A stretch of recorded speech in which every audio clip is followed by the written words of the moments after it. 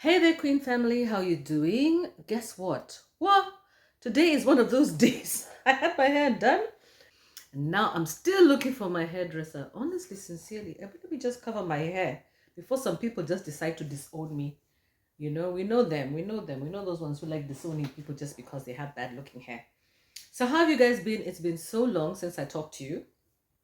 Watch and invite Kitamba. Let me look like a mother of the household. Today is just one of those days.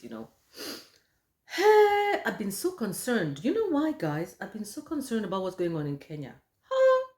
Today we are in with Fayates Daya, although she's not the original singer, but I love her music. I decided I'm going to start teaching myself music. I'm going to start singing because life is short, isn't it? Hey! Suka se kutangai mayo, nangai na mobali nangai, pantalo moka ba mama.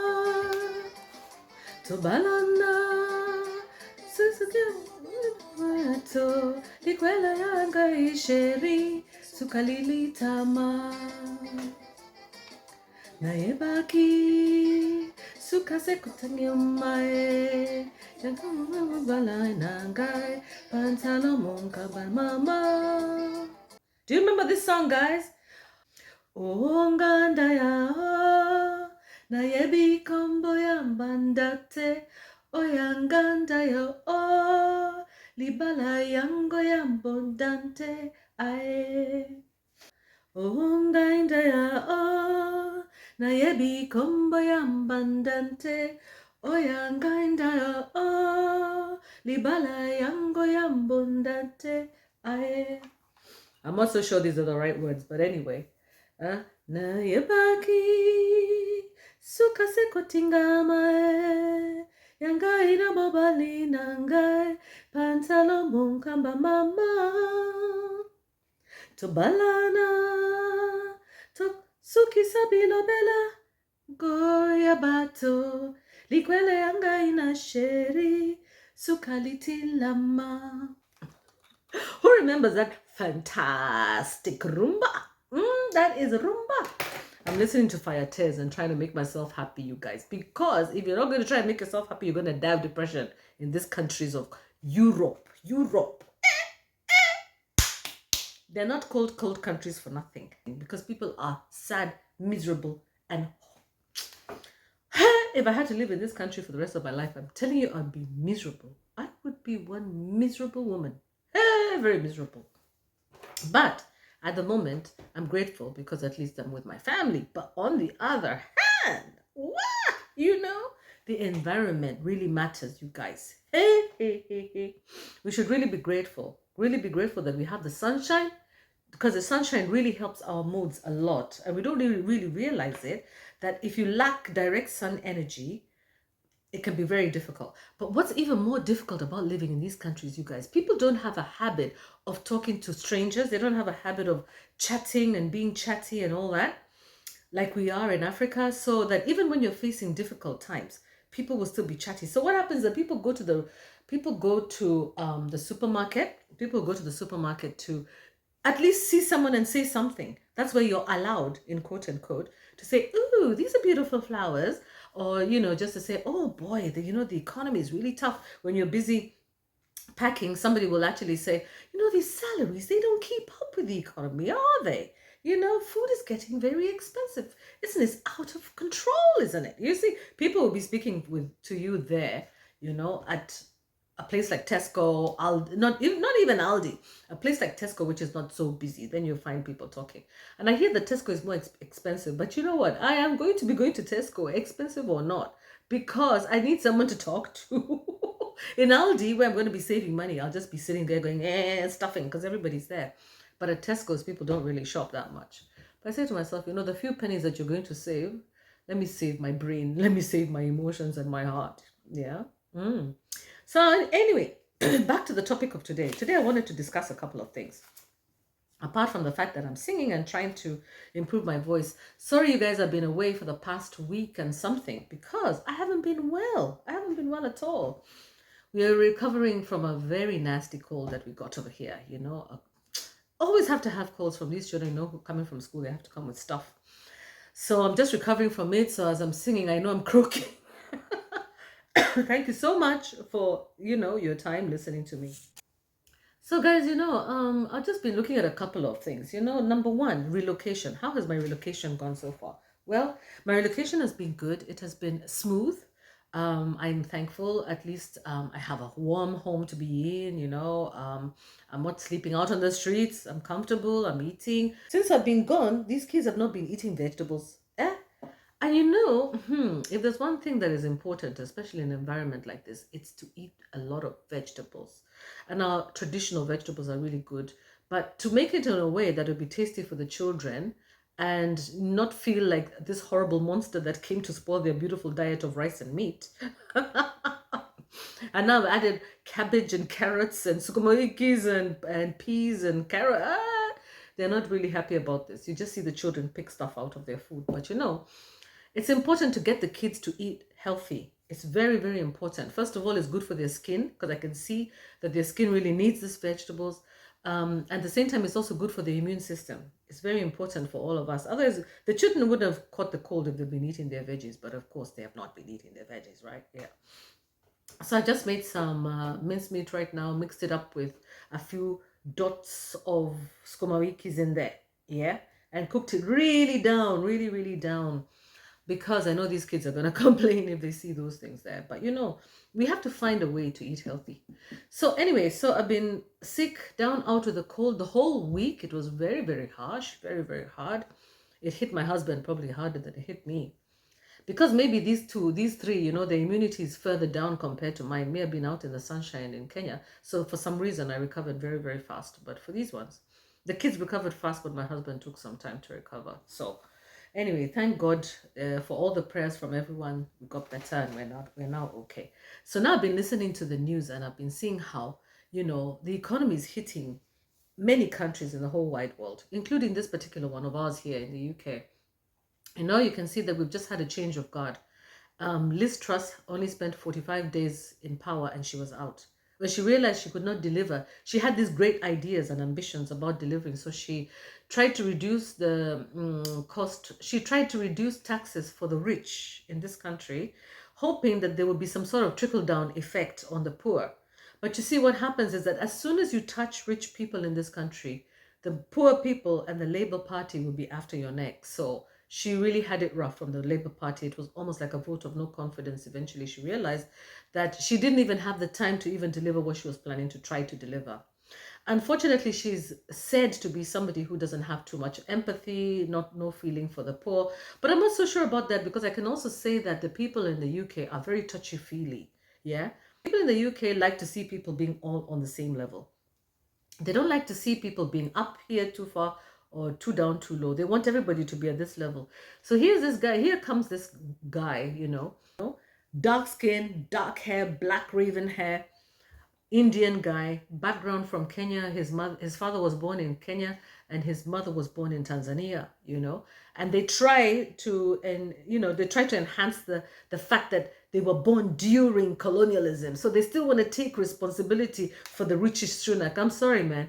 No, Rishi Sunak is actually a product of his Kenyan father and his Tanzanian mother and his Indian background and heritage, which has played a huge role in his DNA and probably in his outlook on life and his approach. Right now, he's focusing on the economy. He has said that he wants to bring up the economy, but with empathy. So he was actually responsible for introducing what we call the furlough scheme in the UK, where companies were given some money, to pay workers over the period during the lockdown. So that, let's say, for example, a big company shuts down or your small restaurant shuts down or doesn't have as many clients, you can still keep your employee working for about 6 months to a year. And on top of that, there was also this huge, like loan scheme, bounce back scheme. They used to call it COVID bounce back scheme for businesses, so that they could apply for up to £150,000. If you just registered a business, you could apply for a grant from the government, or you could apply for a loan for about £25,000 without interest, So, or the interest rate was like nothing, But basically, many of those loans were like forgiven. I'm telling you. So people really, this government, one thing I like about the UK government, they do think about businesses. They realize that businesses are very important employers. The same thing in Africa. We need to realize that businesses employ over 70% of our population now. Yeah, it used to be that over 70% of the population was employed in the agricultural sector. But unfortunately, now with the machinery that was introduced in things like picking tea, coffee, and also the machinery that is used in maize, flour, maize farming, and the fact that agriculture was devolved to the counties means that more of the governors and more of the people at the county level will be more interested in the tenders associated to shipping in food as opposed to supporting the farmers on the ground. And that's the reason why we're seeing Kenya the way it is right now, that we don't have any food and yet we have land. We have beautiful land. Most of the land in Africa, 60% of the land in Africa is still available for cultivation. But because our governments have not prioritized agriculture, that's the reason why food is so expensive now, because we're reliant on imports. As much as they would like to say something to do with COVID or the weather, the fact is that how is it that Israel is producing its own food and it's actually a desert country? South Africa is also producing its own fruits and vegetables and exporting it as far as Europe. And South Africa is a lot of desert. So if we compare, for example, Kenya, Uganda, Tanzania, we should be exporting food. We should have plenty of food to eat. We should be growing our own food. We should not be in this situation where we're relying on maize from other countries. But because of the fact that we have policies in the government that encourage importation and that discourage farmers from farming, that make farmer inputs so expensive, agricultural inputs such as fertilizers and all that very expensive for farmers, then it just becomes impossible. I still remember, you guys, do you guys remember, if you're Kenyan, do you guys remember when Ruto was deputy president in the last regime? And I remember that all the farmers from the Rift Valley, many farmers, maize farmers, took their maize to the posho mills or to the mills, and they were told to turn back. Do you remember all those lorries that turned back with so much maize going back to the farm? And do you guys remember just the other day when it rained so much, farmers were pouring their milk in the abaders. They were pouring their milk everywhere in the forest. There was so much extra milk. They would rather throw away the milk than give it away for free. Yeah, they don't know where to take it. They can't afford the transport. So actually, we have ourselves to blame for the current situation we are in. So as much as we can say, oh, Ruto is to blame, we also are to blame ourselves for allowing that kind of thing to happen. In future, we should make sure that we protect our farmers. Our farmers are number one people. They're the people who are keeping us alive. Yes, they are literally keeping us alive. Yeah, we don't have too much respect for farmers in Kenya, but we really should. Because as we can see now, you can see unga has gone up to 250 for 2 kilo. Just unbelievable. Me, when I heard that, I wanted to cry. What? So I'm just thinking to myself, when I was out in Mombasa, I'm very, what do we say? I'm very observant. And I do have, like, for example, I do have a house help that I hired. Even if I could ill afford it, I decided I don't really need somebody full-time, but I decided to give her a job just because I wanted to make sure that at least she has food in her stomach. She's a single mother of 2 kids. Yeah. And she can do some work for me. And maybe we can do some Airbnb sometimes, maybe rent out the house or something. And that way I can earn some money. So I decided, let me just give her at least something just, every month just to cushion her rent. Her rent is not that high. Her rent is like 2,500 shillings a month or 3,000 shillings a month. So I thought at least to cushion her, to make sure that she always has rent every month and some food. So what I'll do is when I go shopping, I shop enough for myself and some extra for her. And there's some things I don't even eat and I just buy and I just give her. Because really seriously, I was a single mom. As much as you want to say that people who have grown up with a silver spoon in their mouths, like Maureen here, like African Queen Mo here, has grown up with a silver spoon in her mouth. I was brought up here. I always joke with people. There's a friend of mine who jokes, hey, you were born with seeing wallpaper. It's true. If you see my baby pictures, all the wallpaper is green and gold. I grew up like that. That's the first thing that I welcome me to the world. Lights, wallpaper. But I have a heart, I have empathy. Okay? As opposed to the current president that we have in the country right now, who grew up probably poor, very, very poor, and has shown zero empathy for his people. Nothing. Withdrawing all the benefits, all the all the safety net that the previous government had put in place earlier, Yeah, the cushioning against high prices of maize flour, of petrol. And once you increase the cost of energy, petrol, electricity, that's the end. Manufacturing goes up in price, and transportation. So you can expect food to be expensive. But those people who grew up with nothing are the same people who are pulling away the safety net under the feet, removing the carpet from under the feet of the poor. There's nothing that hurts me, you guys, more than this. Nothing. Nothing that hurts me more than that. It's so painful to see. And by the way, I was told that where is the camera? The camera is on this other side. I was told I should be looking into the camera lens and not into that side, because if I look into the screen, I'm going to end up looking over there or over there instead of over there. So I hope I'm looking at you now, you guys, Yeah, so what I'm saying is, don't judge a book by the cover. Don't look at people who grew up like comfortable and maybe in houses where they had everything and assume that they don't have a feeling and they don't have empathy. In fact, look at Rishi Sunak. Rishi Sunak. Okay, guys, I decided, let me come over and talk to you from here while I'm making chapos. There's not a single minute that one really has to be free and kabisa in this life. This life that we subscribed to. Who brought us here to this life? Did you guys apply? Did you apply to come here to this life to live? Oh my goodness, oh my goodness.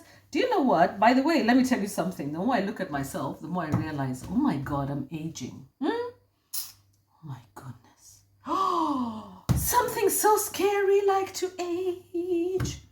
But I saw there's one of my hairdressers, my previous hairdresser, her name is Mora. And if she's watching, hi Mora, you're a lovely girl. Lovely, lovely. I've been so blessed by having really lovely hairdressers. And I've become very close to them, strangely enough. I think it's because, they're young and they make you feel young. And there's somewhere that Mora posted on Facebook, she said, behind every beautiful looking woman is a hairdresser that loves her. And that is so true, you guys, that is true. Hiya, maybe this thing's a bit too high, so you can't even see what I'm doing. But does it really matter? Let me just talk to you as I'm cooking. Just look anyway for now, yeah? You can see that I'm making chapos. I really need a proper stand over here. Anyway, yeah. Behind every beautiful woman you see is a hairdresser that loves her. Yeah, really. Unless that woman is wearing a wig. Yeah. So, but anyway, guys, I'm now trying to change the diet for these children, like I told you. So to make them eat vegetables, I'm going to make chapatis. And then they said, oh, that tastes like pizza. They're not Kenyan kids, huh? They're not Kenyan, so they're not really used to doing chapatis. And I'm not used to this flour. Now it's behaving really weird. I'm like, oh my goodness, is this chapati? Maybe I kept the flour out too long. The way you keep the flour out maybe a little bit too long and then it gets too much gluten in it. If it gets too much gluten, it becomes difficult to roll. But here I am. I bought this really nice rolling pin. So you guys know these rolling pins that roll. I love them. It's so fabulous.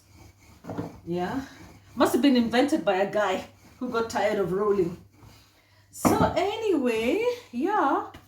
So like I was saying, we were talking about, the economy and how expensive things have become. So expensive.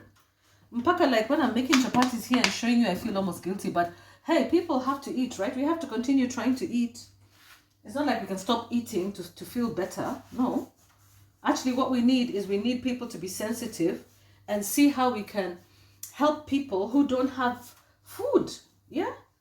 We have to find ways to help people who don't have food. Like I was telling you, for example, the majority of people in Africa are not rich. Yeah. And even here in the UK, people help each other. There's no point of trying to, what do we say? There's no point of pretending that you're all doing okay when you're not. If you're not doing okay, it's okay to say that I'm not doing all right. Financially, I'm not doing okay. We've all been there. I don't know who in this world has lived a life where they always had stuff.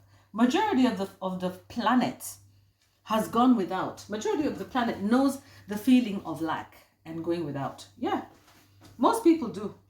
Even if they hide it, yeah, they know that feeling. You may not, that what matters is the extent to which and what you're going without. Majority, because most of the world is not rich. Most of us are not farmers. We're not, producing for ourselves. So anyway, this is how it is now. So I was just saying to myself, do I feel so sad for families that are struggling? I really feel so sad, especially like when I think about my beautiful country of Kenya and how hardworking people are, not like lazy people. And by the way, this country here of UK is full of lazy people who just sit at home doing nothing. Absolutely nothing.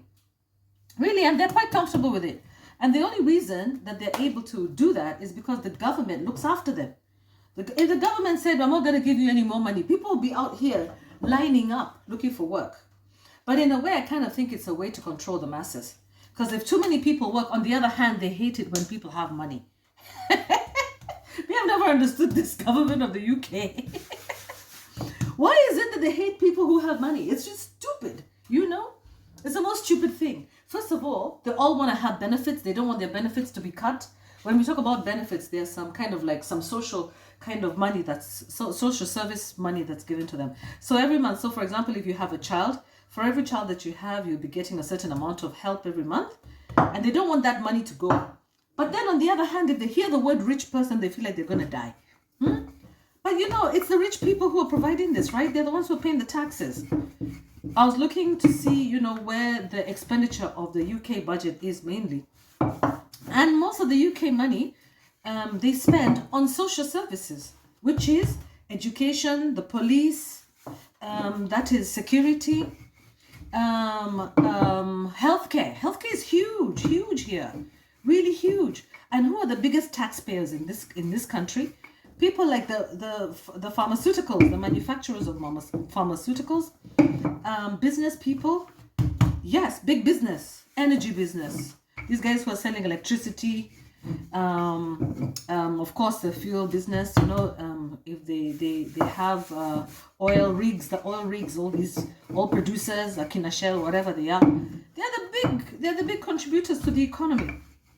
But somehow or the other, the people over here in the UK, they just seem to be allergic to anyone who has any money. And I hate that attitude because it's a socialist system. As opposed to Kenya, where everybody's trying to, make a buck. Or even America, where they encourage people to try to, become prosperous, individually prosperous. Over here, if you're prosperous, you're looked at with some sense of, why does she have so much?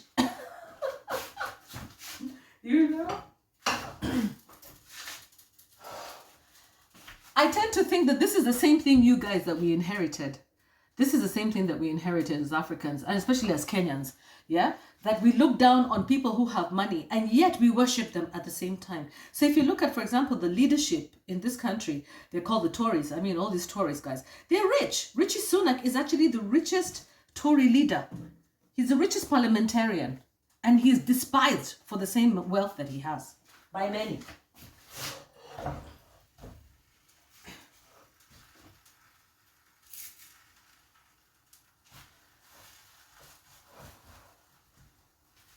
I don't understand that.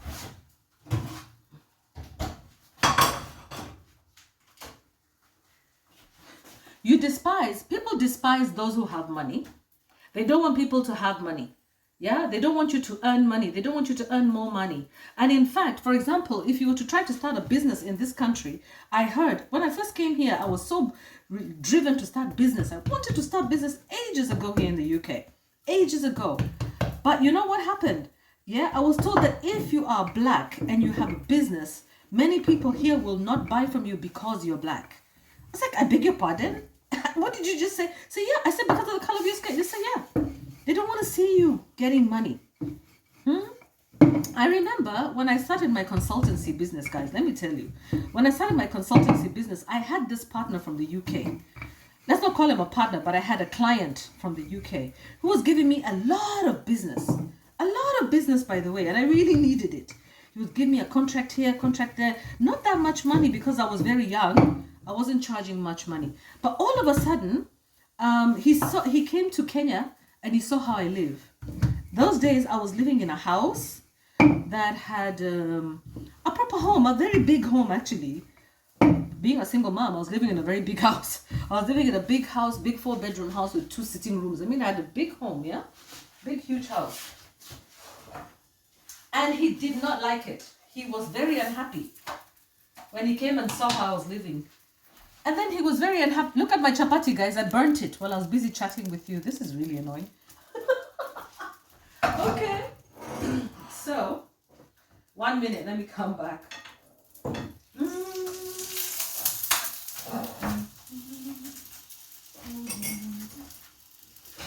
So, okay, my husband has come back now. Let me open the door for him.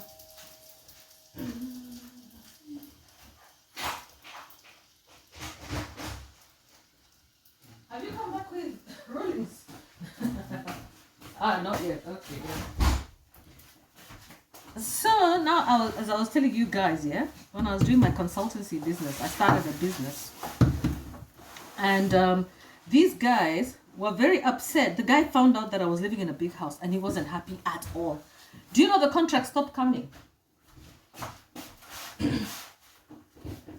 The contract stopped coming. Imagine, you guys. The business stopped coming.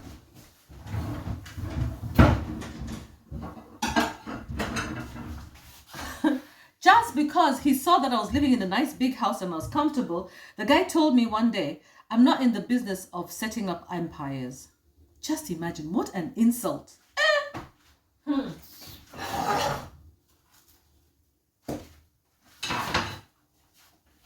Ati, I'm not in the business of setting up empires. Yes. As opposed to another client of mine from America who came and I cooked her fish. I cooked her actually fish on my meko in my same big house. And she was so impressed and she was very happy for me.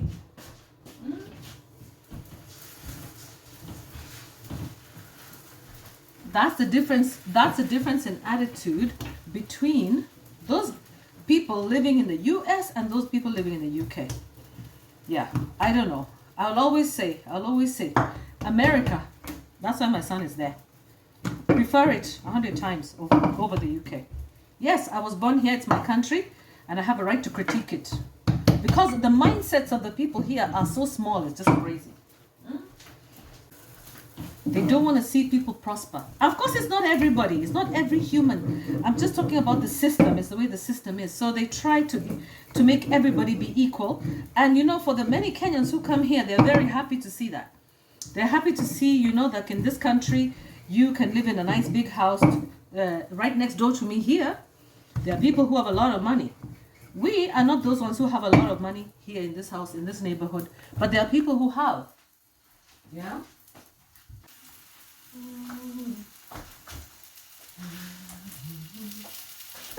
So you guys, like I was saying, yeah, there are people who have money and there are people who don't have money. Imagine hubby came and I didn't even talk to him much because I'm recording. I can't even talk to him. But I don't want to see another chapati actually burning here. It'd be very sad. Very, very sad. So annoying.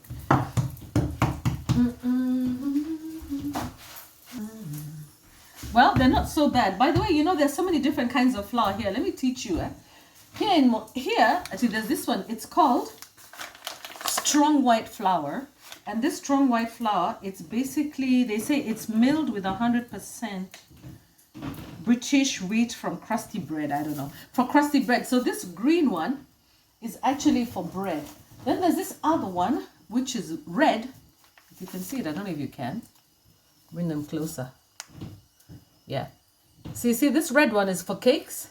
And this green one is for bread.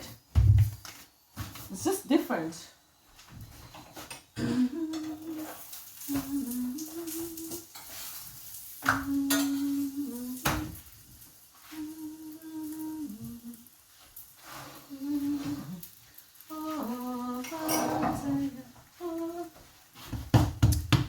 And you know, I think I told you guys about, I'm mixing stories today. So yeah, we're just talking about how expensive things are, yeah? And that bread, by the way, I had asked my husband to go look for it, and then I discovered they'd put it in the section for cakes. You know, there's a bakery area, there's a baking goods area where you buy baking stuff. I bought so much. I want to bake cakes and stuff. I'd even brought my cookery books to bake for the children.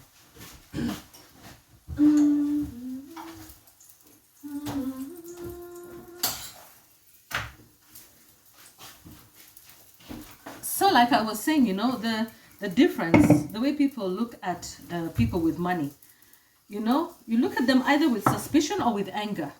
There's no point of that, by the way. There's really no point, because I can foresee a situation where Rishi Sunak, who is going to be our new prime minister, I'm so happy, by the way, that he's a Muindi. I'm actually happy that he's got an Indian background, because one thing is that, in fact, one of his areas of what he's listed as somebody who has gotten wealth from technology. Yes, technology.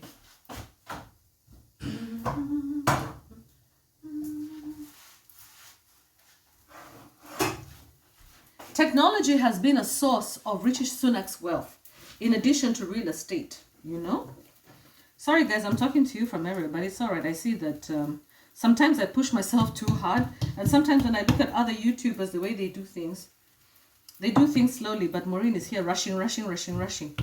Yeah, but it's probably because of the amount of space that they have on their phones. Like now, I was talking about Rishi Sunak. So you see, Rishi Sunak, yeah, one of his wealth sources is technology. So I'm really hoping that the UK will become more technologically advanced. They're so afraid of technology. They're always talking about, oh, we're going to be taken over by technology. But if I think about how technology has made our lives so much easier in Kenya, I have no fear whatsoever of it.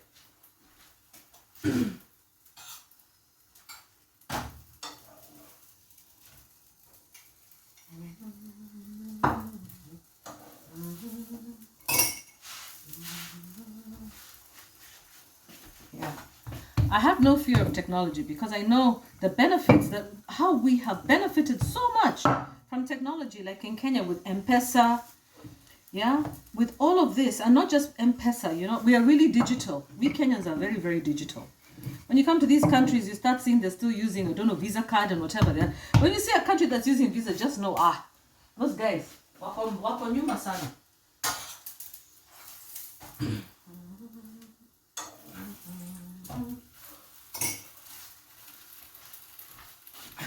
They are so behind you guys. Like, for example, I keep going back and forth, and then you can see all the rubbish in the kitchen. It's because, these houses are so small, I can't have a kitchen for myself. This kitchen is shared between me, the children, and the husband, all of us, with our ways of doing things.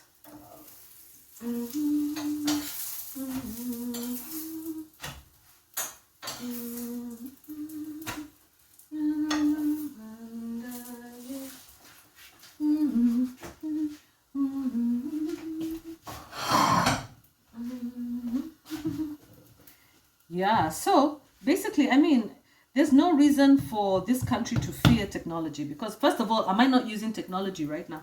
See, you guys, we're using technology. How has technology impacted your life, guys? Has it improved it, or has it made it harder for you? How do you feel about technology? Are you one of those who is afraid of it? Of course, anything can be misused. Anything. Even those same Visa cards and even that same cash can also be misused. Yes. But overall, I found that technology has been really helpful for us, and very, very helpful.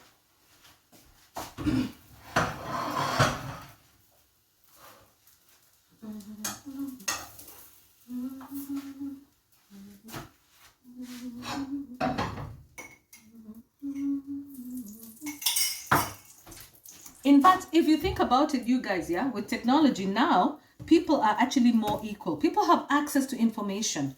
Before, that information, you had to go to a university, to go to the library and find it. Now, you just have to go online and Google anything that you want, any information. So it makes it accessible for people. So me, I just think technology is one of the best things ever. One of the best inventions ever of man is technology.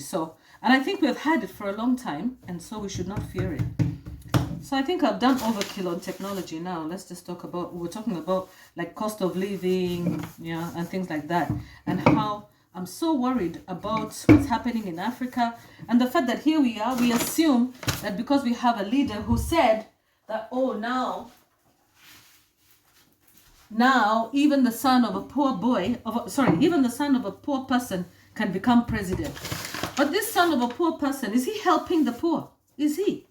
Is he helping them? Me, I'm just so tired. I'm just so tired. I'm tired. I'm tired all the time. Like now today, today, there was a lady who came to my DM to ask me for money in Kenya. And I would have wanted to help her, but I said to myself, there could also be people going into people's DMs and asking for money. Have you guys ever experienced that? People coming into your DM that you don't know, yeah, and just asking for money.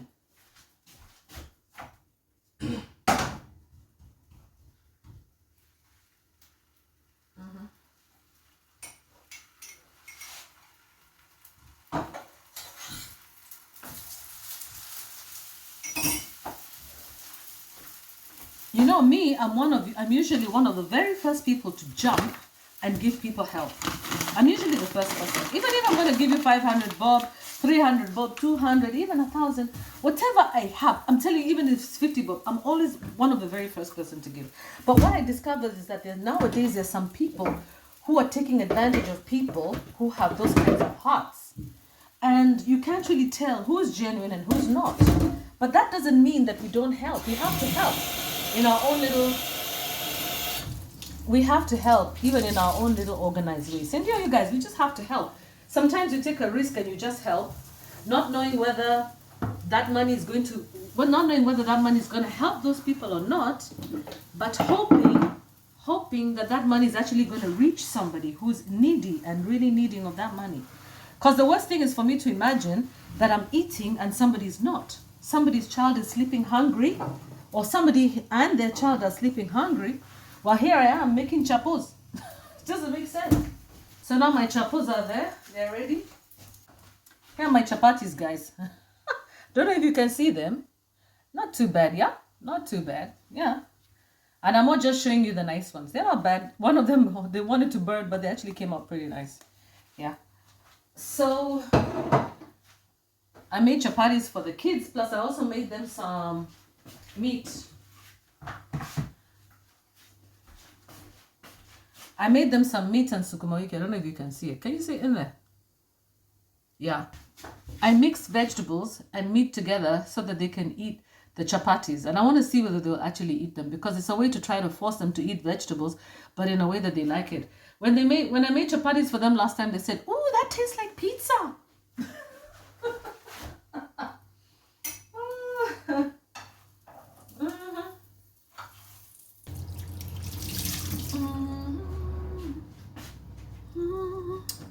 My house is a complete mess, but I keep on trying to clean it to no avail. Huh? I have a hubby over here who likes the kitchen as well, who cleans the kitchen. Cleans the kitchen. Yeah.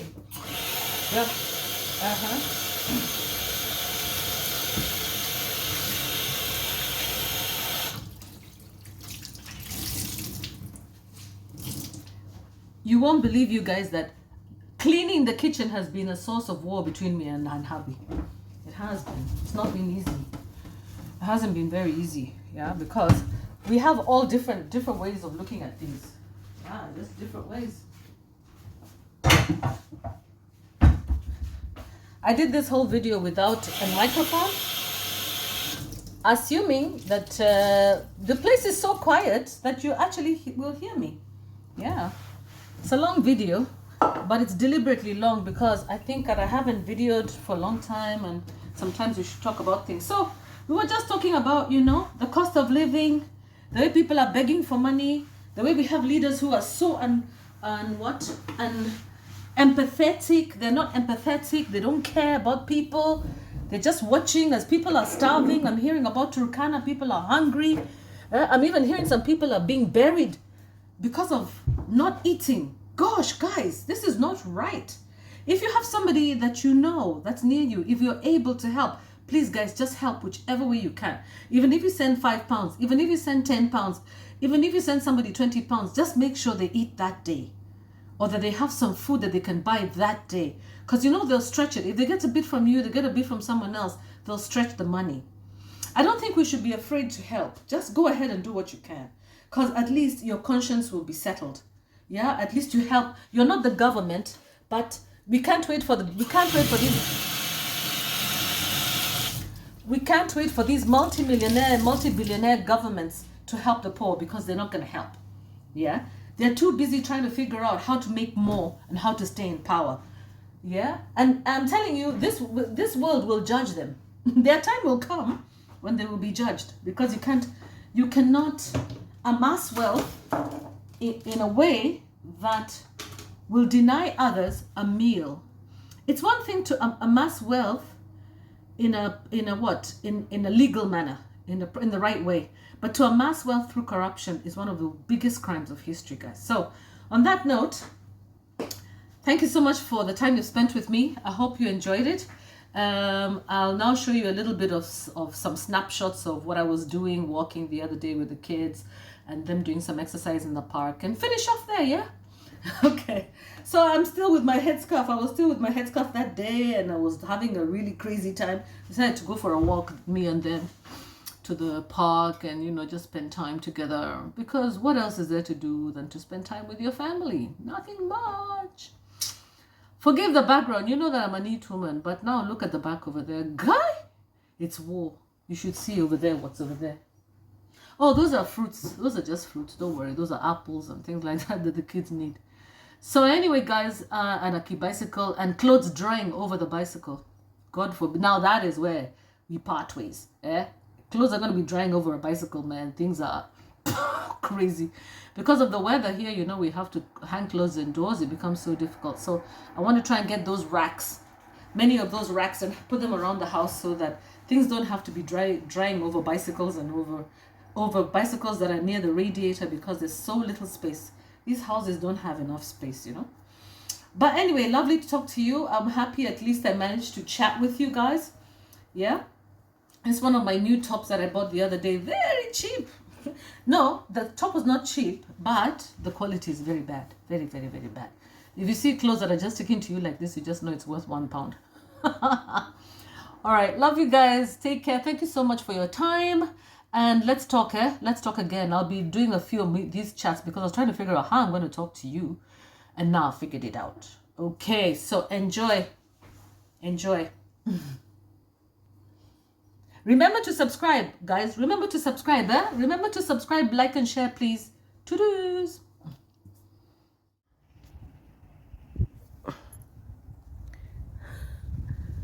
Hi, everybody. I am back. Yes, I'm at the park. Yep. Please don't laugh at me, people. Yeah, this is me without my hair, because I decided enough is enough of itching scalp. Yep. So I'm here. So we're heading off to the shops, and we're going to go buy a couple of things. But I decided, it's a beautiful, beautiful Sunday afternoon. I'm out with the kids, and we decided to take a walk instead of sitting at home doing nothing. So, Rollins, what are you doing? Do you want to play a little bit, Emmanuel? Emmanuel, you want to play? I think the kids want to play, guys. So,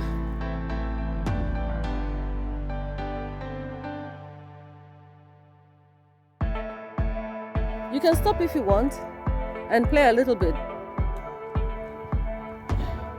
Oh, you don't want to walk. You don't want to play. Okay, no problem. Okay, guys, so here we are. I'm back at the park, my favorite place. It's so pretty. Yep. So nice to be out, yeah? Me, I'm with a bunch of sports kids. He got himself some new shoes, so now he's feeling hot. He wants to play with his sports shoes. 1 minute, let me. Wow, that's amazing.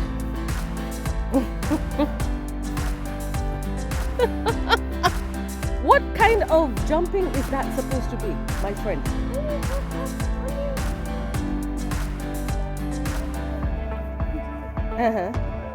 Okay, let's see. Do it.